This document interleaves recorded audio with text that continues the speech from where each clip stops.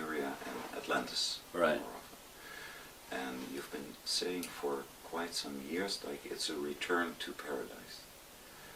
And so the only question I wanted to ask you, and just see where it goes from there, is the miracle question. Like, suppose a miracle happens, you go to sleep tonight and tomorrow you wake up and everything's different. What do you see? Like, what is this paradise? And how would that look up in this world? Whatever a reality, as what we call a society is a reflection of the consciousness that created it, the consciousness that is interacting with it and changing it second by second. So we live in a world today which is about limitation, it's about control, it's about suppression, because humanity in general is in a state of consciousness, some might call it unconsciousness, which has a perception of self and the world that's based on limitation, on I can't, and has this missing vertebrae in the neck, so that people tend to look up to other people on pedestals and give their power away to them, be they politicians or bosses or scientists or whatever. And thus the world we live in today is a reflection of the collective consciousness. Oh yes, it's manipulated to go into a suppressed state, but at the point that that consciousness expresses itself in its perception of reality and self, it manifests a world that reflects that, that expresses that. So any miracle question, any different way of living will depend on the level of consciousness that's involved. You know, if we, and I'm absolutely convinced we will, as this transformation we're going through unfolds, we will eventually reach a level of expanded awareness where the idea of imposing your will upon others, the idea of for someone to win, someone must lose, for me to achieve what I want, I must trample on others on the way. The idea of scarcity, the idea of accumulating more and more things as symbols of success, the idea that fame or money, wealth is a symbol of success. All these things would express themselves in the society that level of consciousness would create. Is it something you have a picture of? Like, how would it be different? Well, I mean, the only thing that we can all do is picture in our minds how we would like it to be, and how we would like it to be maybe different in detail to others, and that's great, because diversity and expressing your uniqueness is what oneness, infinite awareness is all about. It's all about all possibility. And indeed, you know, bringing that in, it would be a society in which all was perceived to be possible, instead of what we have today, because of our state of awareness, in which we tend to concentrate on what's not possible. We tend to concentrate on the limitations of possibility, rather than with an expanded consciousness, you then take that expansion into the realms of far greater possibility, to the point where you are so expanded in your awareness of self and reality that you are in that realm where anything becomes possible. You know, people talk about things like infinite consciousness, infinite awareness. They use terms like all that is, has been, and ever will be, or ever can be, and people from a limited sense of perception go, well, that's impossible. You can't have something that is, has been, and everything that can be. But what are those words in a roundabout way describing? They're describing a state of all possibility, and it's worth emphasizing the obvious, but we so often miss the obvious. infinity means without limits. It means there are no limits to possibility. And that is at the most expanded level of infinite awareness. That's what we're dealing with.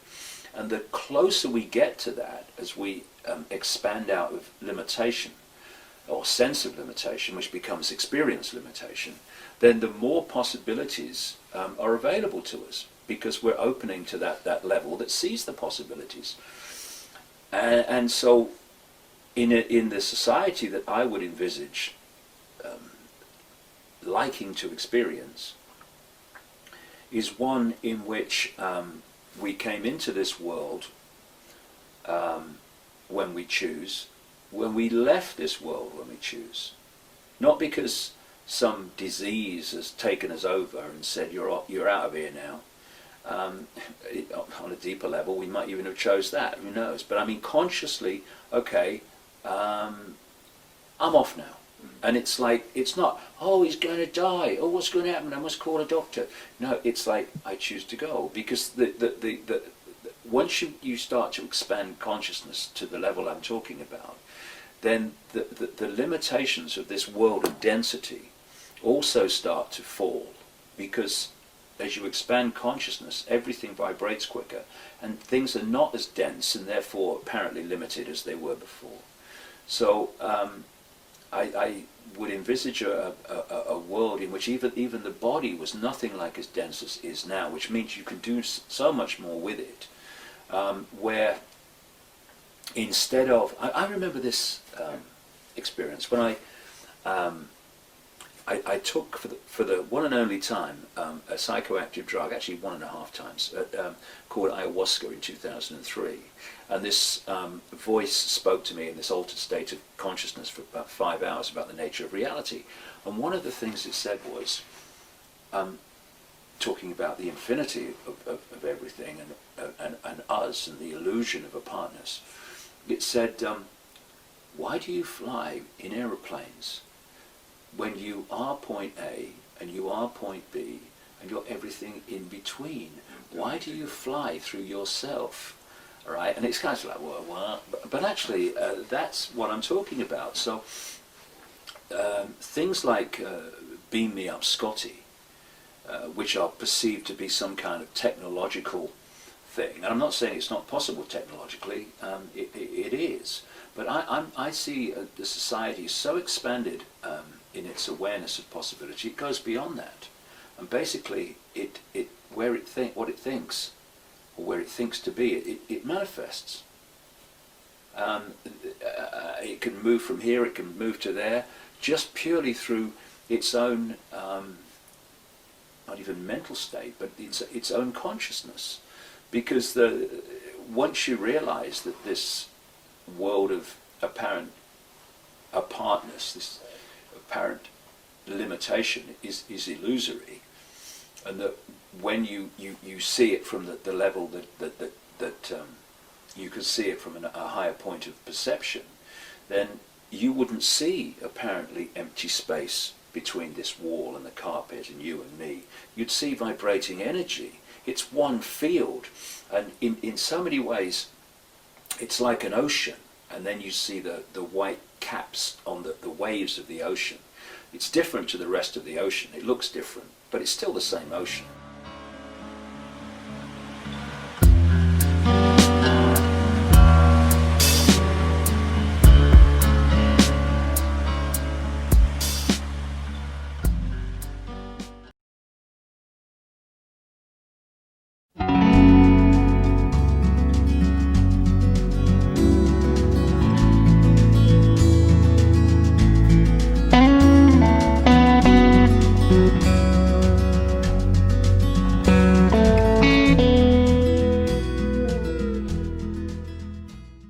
We are just like holograms coming out of this unified field of awareness, of consciousness that connects everything, and you can move through this with your sense of awareness. You can move through this field. You can move your point of attention through this field, and so at the moment, because my point of attention is being focused in this reality through this what I call body computer, my attention is here, and so at this point I am sitting in this chair. But if you go to a much more expanded state of awareness, where you go beyond this level of density, then you can move your point of attention from here to the other side of the room, and suddenly you're over there now. And would there still be a David Icke then? Well, the question is then, what is David Icke? David Icke is an experience that my infinite awareness is having. So in the simplest terms, it's a point of attention. You know, it's another version of moving my point of attention from here to the other side of the room in a higher level of awareness, and suddenly he's just moved across the room. How did he do that? Because he moved his point of attention.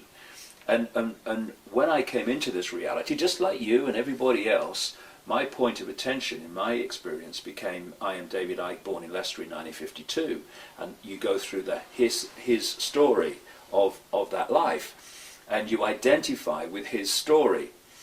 But as you tease your mind open and you start to see the greater level of reality and possibility, then you start to not dismiss that which is David Icke. He's my experience, but I know that he's an experience. Not that when I talk about he, it is a name for an experience, and that when I choose to leave this reality, people might say, "Oh, that David Icke's buried there." Yeah, no, there's an experience, and the name for an experience is buried there. Like you described with your mind. Me, I'm out of here, mate, because I'm eternal awareness, and once you break out of this sense of I am my job, I am my name, I am my income bracket, I'm my race, and all these things, then you do start to move into a completely different level of self-perception, self-identity, and continuing the question of what would it be like, or how could it be. It's like that has moved on in a vast leap of expansion of awareness, and therefore we're in a state where we are creating what we want whenever we want it, because when you look at physical things, what are they? It's an energy field of information. That sofa is an energy field of information, just like you are, I am. That glass, it's an energy field of information. If you could see that in its prime state, which is waveform information like everything else is, it would just be a vibrating field. And it takes that form because the information is encoded to be decoded into that form. And therefore, if you can reach those levels of awareness and therefore potential where you can create those information fields, you can literally create a sofa, a glass, anything in your reality. No shortage. Just no, there'll be no scarcity then, you know, because you can manifest it. And there are some people, as I'm sure you've come across, there are some people around the world. I've spoken to one or two who have actually been through experiments where this manifestation, even in the apparent limitation of this reality now, that they have manifested things out of the unseen into holographic reality. And it's like it's a miracle, but it's not. It's the natural way and the true potential that we should be expressing. So in this world that we're talking about, that is massively beyond the level of awareness and therefore potential and for creation that we are now, then it will be one in which we are manifesting what we want. When we want it, there's no need for told what we want. No need for money. No need for money. You know, it's like I want to buy. I'll give you some money to buy a sofa, and you go. Okay. Why would you? It's all right. I got one. Okay. Don't need your money, mate. I got one. See it? Do you like it? I thought of it myself.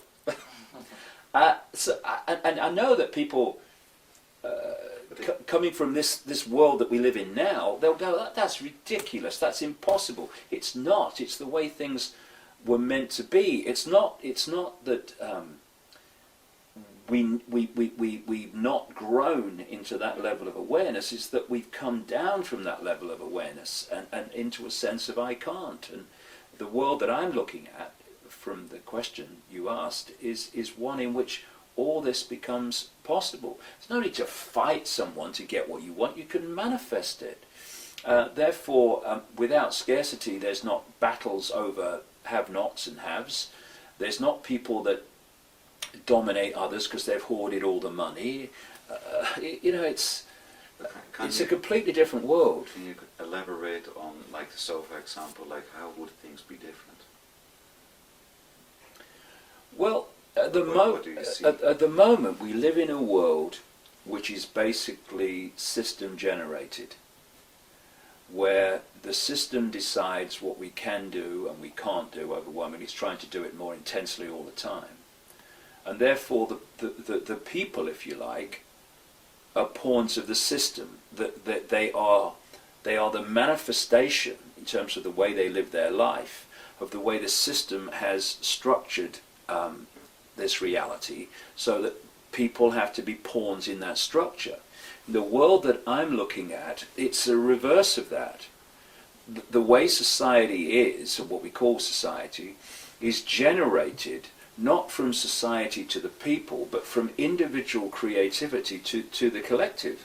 So the collective becomes the opposite of what we have today, which is monumental uniformity.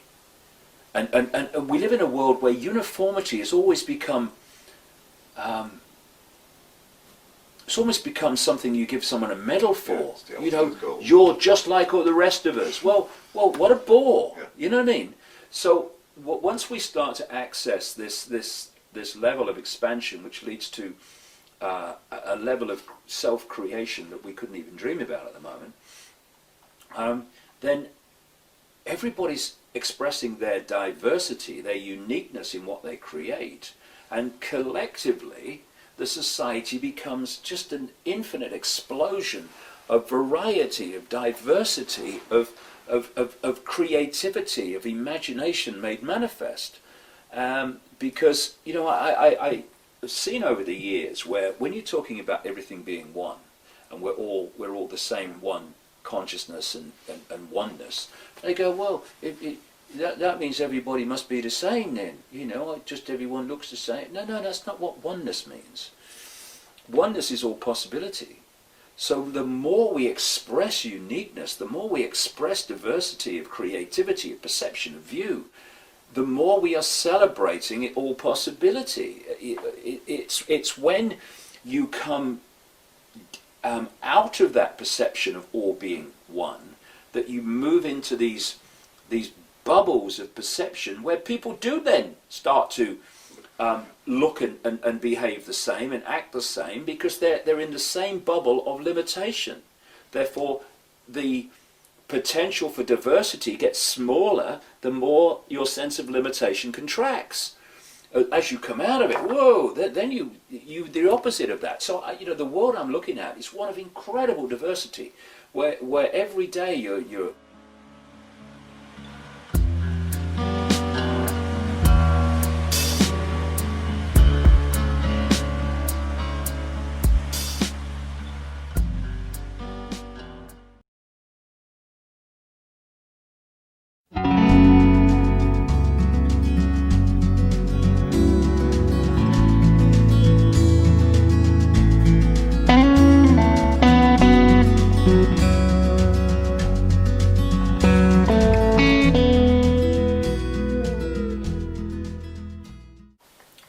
going to happen today, what we're going to create today, what can I create today? So it's in the simplest terms, it's like a canvas. It's like a canvas of consciousness, and the artist, individually and collectively, is constantly changing the nature of the picture on the canvas. It was a film which came out some years ago, and basically came and went. And I thought it was absolutely brilliant. I guess it's because where I'm coming from and what I'm interested in. But it was, it starred Robin Williams, and it was called What Dreams May Come. Yeah? Where, for people who haven't seen it, when these people died, instead of disappearing, which is what most people fear, they went into another level of awareness. And in that level of awareness, which was far less dense than this so-called physical world, what they thought, they manifested. Their consciousness was constantly changing the landscape. It was constantly changing the canvas of their reality. As it changed, that changed. And they needed to get used to the speed with which... Yes. You see, Martin Luther King said once, the arc of the moral universe is long, but it bends towards justice. Well, what he was talking about was what people call karma, cause and effect. But if you take that on another level, because of the density of this reality as it is currently, that density makes the arc of creation much slower, or appear to be slower in how we perceive time, than it is in other states of awareness. So we go through this sequence of thought, plans, bricks, mortar, designs, doors, and we create in that kind of slow, dense, laborious process.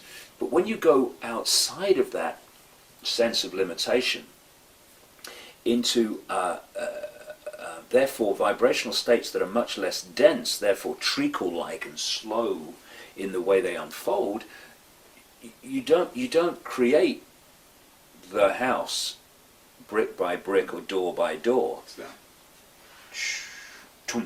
Gotcha. There it is. Because what is a house?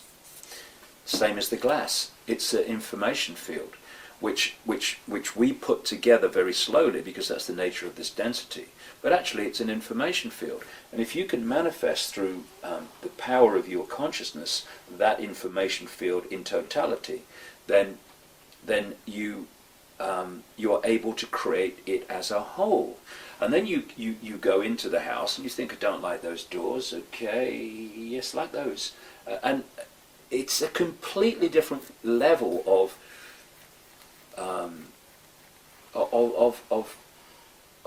perception of reality, of experience. And you talk to near-death experiencers when they leave the body. Therefore, what they're doing is leaving this frequency range of density and this focus of attention we call the human body. And suddenly they are perceiving over multi-realities. They can create things. I remember one person talking about the fact that he looked down and he saw a body, even though his body was like gone. He'd left the body, but he still had the body. It's like, or the sense of the body. It's like in the Matrix where Neo looks at his body and he says, well, this isn't real, or what's that effect? And Morpheus says, that's residual self-image. Your hair's changed and all the rest of it. And then this person was saying that as this he got more comfortable with this out-of-body state, then the body disappeared and he just had awareness. But if he looked and perceived a body, it came back. And this is the level of reality and creation that we're moving towards. When they talk about this common theme of the fall of man, they weren't kidding. The fall of man was down into a greater sense of density, what we call man, humans, a greater level of density, therefore sense of limitation. And the sense of limitation becomes the experience limitation. And what we're doing now, we're in this cusp where we're leaving that reality, or sense of reality, and we're moving into a new epoch. It's what they call yugas in Asia, or New Ages, or whatever you want to call it. The fifth We mo- realm. Yeah, we're moving to a much more expanded level of awareness in which things become possible that today would be miracles, but there's no such thing as miracles. They don't exist. What we call miracles are merely a greater understanding of how to create reality. That's all they are. Which can become ordinary. Yes, yeah. Is that the fall of man, that's connected to Atlantis and Lemuria? Well, you know, what I don't want to do is sit cross-legged on a mountain and say, you know, ask me anything. I'll tell you about it. I'll give you all the answers because I know it all. We're trying to get down this rabbit hole and to uncover as much as possible. And when you're talking about things like that, well, you know, there's probably a hell of a lot more to know. But the way it is described, and certainly the way that the various ancient cultures describe what some people call the golden age before the fall of humans, the fall of man, it was this far less dense, more expanded awareness state in which things were possible that are not perceived as possible now. Like, you know, when they talk in some of these ancient texts about the incredible long lives that people used to live, and they go, that's not possible. No, it's not possible now. It was, however, possible in a completely different energetic state. And that's what I think, you know, understandably, you know, we're born into this world and we look around and we think this is how it is. But it's not how it always was. And it's not how it's going to be again. You know, we have this perception of time moves forward. Therefore, wherever you are must be at the cutting edge of the story. But actually, you know, it goes like that. There are times of expanded awareness, there's a time of more limited awareness, there's times of suppression and control, there's times of great freedom. And where you come into this cycle, that decides the experience that you have. You know, experiencing suppression and control is also an experience. It's also a way of gleaning more understanding for the level of awareness that's experiencing it. You know, some of the greatest gifts I've ever had in my life have been the greatest challenges. I'm sure it's the same with you. That's what you probably need the David and Huib experience for, because otherwise you don't have the material to work with. The other interesting thing about this reality is that because your state of awareness dictates your resonance, the vibrational state, outside of the realms of form, there is a vibrational difference between different states of awareness. Whereas through these states of form, very, very different states of awareness and consciousness can actually look each other in the eye and interact, because this is what locks that awareness into the same frequency. And so it's a place of immense potential for experience, really. The more, it's interesting that the more that I tease my mind open to access higher levels of self, as people are doing now, the more I'm enjoying being here.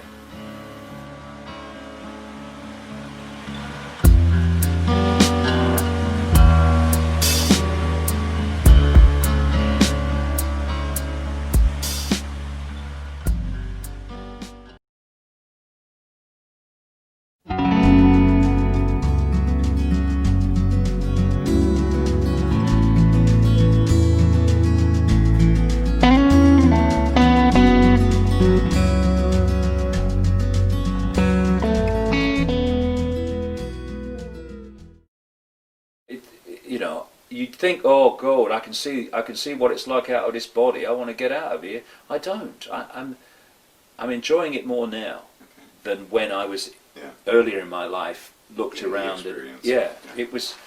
I wasn't enjoying life like I am now. Does it have something to do with what you said last night about acknowledgement? Acknowledgement in. You said to you, acknowledging something was the key to I remember now. I found that in my life that a lot of the experiences we have are giving us the potential to remove the onion rings of programming, to free our minds to open to a greater sense of possibility, reality, self-consciousness and all that stuff. And what I found is that if you acknowledge something that's limiting you, it goes. It's like, you know, they talk about subliminal advertising and subliminal images. Well, subliminal literally, I understand, translates as below threshold. It's below the threshold of the conscious mind to see it. Now, when it's a fascinating thing. When I first realized this, it was like, whoa. When you look at a subliminal advertisement, you 95% of the time cannot see the subliminal. You only see what the conscious mind can see. But of course, subliminals are there not to talk to the conscious mind, talk to the subconscious mind, which then filters through to influence the conscious mind, where the conscious mind thinks it's having its own thought. It's actually been implanted through subliminal messages. And you look at it and you can't see it. And then someone points it out. Now, from the moment someone's pointed it out, every time you see that picture, the first thing you see is the subliminal message. It's extraordinary. It is. The first thing you see. Why? Because it's gone from below threshold to the conscious mind. The conscious mind has acknowledged its existence. At that point, that subliminal ceases to have influence as it did before, because now it's no longer, if you like, secretly communicating with you. You can see it, you've acknowledged it. And in the same way, when we have patterns in our lives, this is why taking responsibility is such an important road to freedom. When we have things in our lives we don't like, and we're immediately, it's your fault, it's your fault, it's your fault. Well, what you're saying in effect is, you have power over my life, I don't. But you're also in denial that we're actually, those people or those situations that come into your life are not this guy's life because of something you're putting out. Now, when we take that responsibility back and we say, okay, I don't like what's going on, but there's something that I'm putting out that's drawn this in, or there's something that I need to experience, and acknowledge that experience, that understanding of what that experience is telling me, because it's trying to give me something and it's trying to show me something, or it's an expression of something I'm putting out in another way. Once you acknowledge why that pattern is in your life and not in their life, what it is about you that's making that, it goes. Because by acknowledging it, as with the subliminal messages, you've brought it into conscious awareness, and once it's into conscious awareness, it's gone. And this is why looking at the patterns in our life, which we don't like, and acknowledging why they're happening to us and not someone else, brings an end to them happening.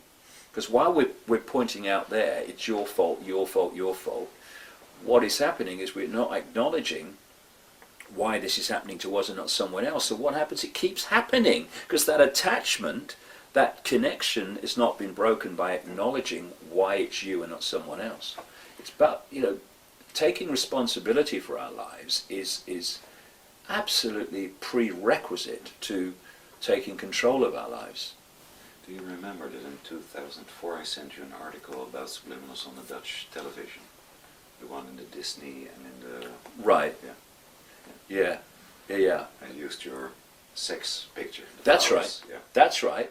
Yeah. Well, if you go on the internet, you put subliminals in, and you'll see a picture of flowers. Someone's coming in. Are you all right? You trying to break in? It's like my mother used to say when we were skint when I was a kid. She said, if anyone breaks into my house, she said, I'll help them look. Right. But if you go in and you look at the subliminal of just like flowers and stuff, well, they then point out that actually the word sex is written in the way the flowers are drawn.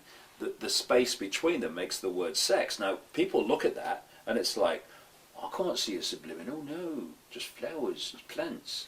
And then, when it's pointed out, it's like, sex! It's just, and every time you look at it, it's clear as day. And that is such a wonderful example that when you bring something to the conscious mind, its influence over you goes. And that includes these subliminal connections, these subconscious connections between us and patterns in our life, which can break by acknowledging that the pattern exists in our life because of something to do with us. Would it also provide a way for people to listen to the information you're giving?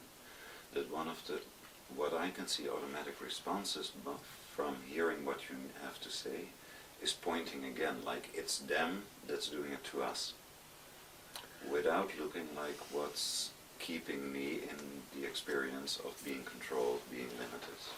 Well, what I'm saying, in effect, is two things. Well, actually more than two things, but in the way that we're talking here. A, this is how we're being controlled. This is the structure, this is the goal, these are the methods of manipulation. But, number two, it's only possible because of us. How can a few control the many unless the many allow it to happen or allow themselves to be diverted into game shows and focus on the basically the pap and the irrelevant, so that they don't see what's actually happening in our lives. This is the whole point that I'm saying. Yes, we need to know that this structure exists. We need to know how it works and how it manipulates us, and we need to understand what its goals are. But we also need to understand primarily that it exists because we're allowing it to exist. And the thing is, it's a simple process really. If the majority give their power away to the few, and a lot of it is give your responsibility away for the few, instead of how could I have let this situation happen, it's, hey, it's that political party, it's him, get rid of them. No, hold on a second. They collectively, this control system is a manifestation of some state of collective human perception, awareness, whatever you want to call it. And therefore, when we move to another state of awareness, and a massively part of doing that is to take responsibility for things collectively and individually in our lives, then that control system will cease to exist, because the foundation that allows it to manifest, which is humans giving their power away, will have gone.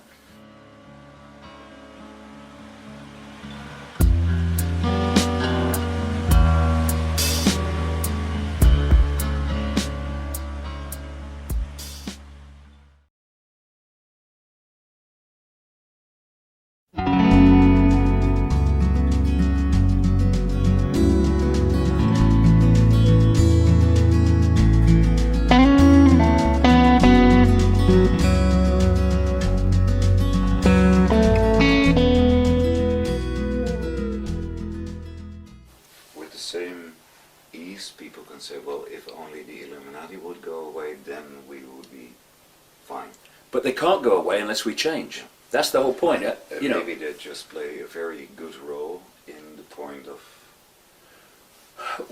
the whole. Yeah, it's like if someone says to you, so what's going on in the world then? And then you go, well, what level do you want?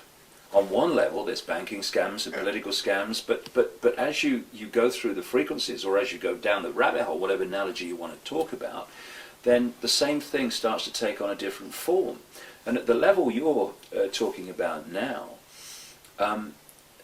it's a chicken and egg, in a sense. What came first, humans giving their power away, or a control system to persuade humans to give their power away? The two are probably inseparable. But the key thing is that humans collectively giving their power away, there's an obvious no-brainer outcome to that a few are going to have the power over the many, because the many are giving the power to the few. It's real simple. So yes, like I say, we need to know how they work and how they manipulate and what their goals are, but we need to understand fundamentally that their manifestation, their existence in our collective reality is caused by our state of being. And as we change, that will change. And if we don't change, that ain't going to change. And that is actually the question of, or the answer to a question that comes up a lot, like, what can I do? It's not fighting the establishment, it's not... Or what you fight, you become, and there's so many examples of that.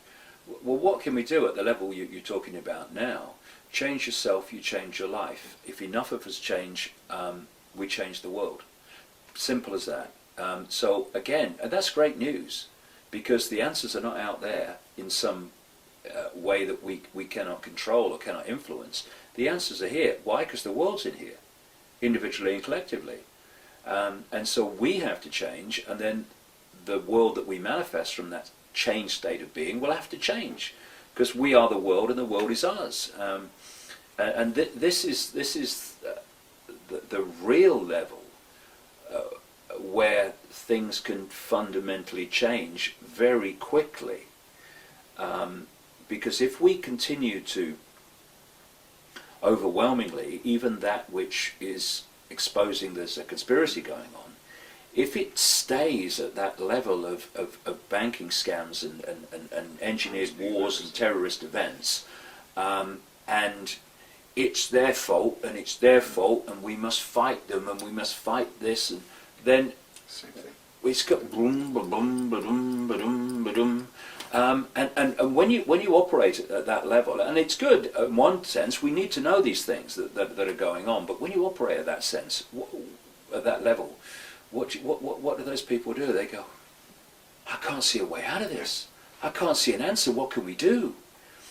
It's only when you get into the deeper levels of reality and how the world is a collective manifestation of the collective human state of awareness, of consciousness, that you realize that actually we've created it. So therefore, what great news. We can uncreate and create something else. Why? How? By changing ourselves individually and collectively.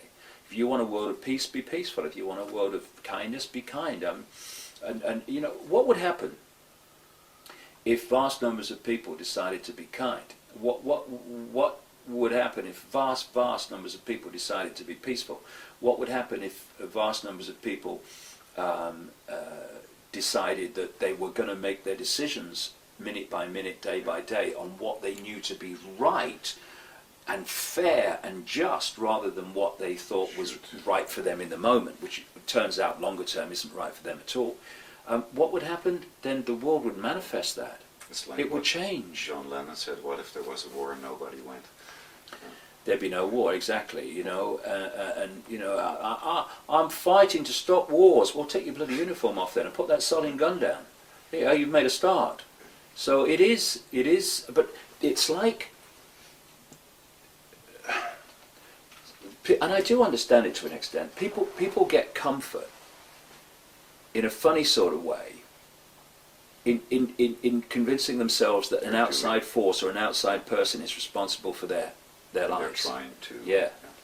But and it may be like a comfort in the short term. Oh, I don't know, I'm just unlucky me. If it weren't for them, I wouldn't be in this state. Well, that might give you some kind of perverse comfort, but it ain't going to change your state, because unless you recognize that in some way you have drawn that in, then you can't draw that out. It can't happen. And people think taking responsibility for their actions is almost a sign of weakness, whereby I'm admitting to myself I've made mistakes. Well, I mean, what? And I'm wrong. Well, I mean, how do you know? How do you know what hot is? Because you know what cold is, and therefore you can make the comparison between them. So you've had this experience, you've made this decision, now you can see that probably wasn't the best decision. Something's changed, and therefore you make a better decision the next time. That's not a mistake, it's an experience. It's an experience, and if we see it as experience rather than a mistake, then we stop putting ourselves down and seeing ourselves in negative terms because of the way we've lived our lives. I mean, who are the best people to help those that are addicted to drugs or alcohol or whatever? Those that have been there. Yeah. Some guy with a book who's been through university, I've read about addictions in this book, and I'm going to stop you being addicted. And the guy goes, joking. Someone who's been addicted, who knows all the different steps, that knows the pitfalls, that knows the temptations, perfect person to help somebody. So if we see our lives like that, as an eternal series of experiences that lead us to new awareness, then they're not mistakes anymore. They become positive. They become another step to a greater understanding, a greater level of wisdom. You know, I look at my life, and the biggest mistakes have been the biggest gifts. No question at all. Seems a good conclusion. Okay. It was a big mistake to talk to you. Great experience. At least you're honest. No, buddy. Of course I'm only kidding. I'll see you tomorrow at 2:30. Yes. Yeah? All right. Thank you. No problem.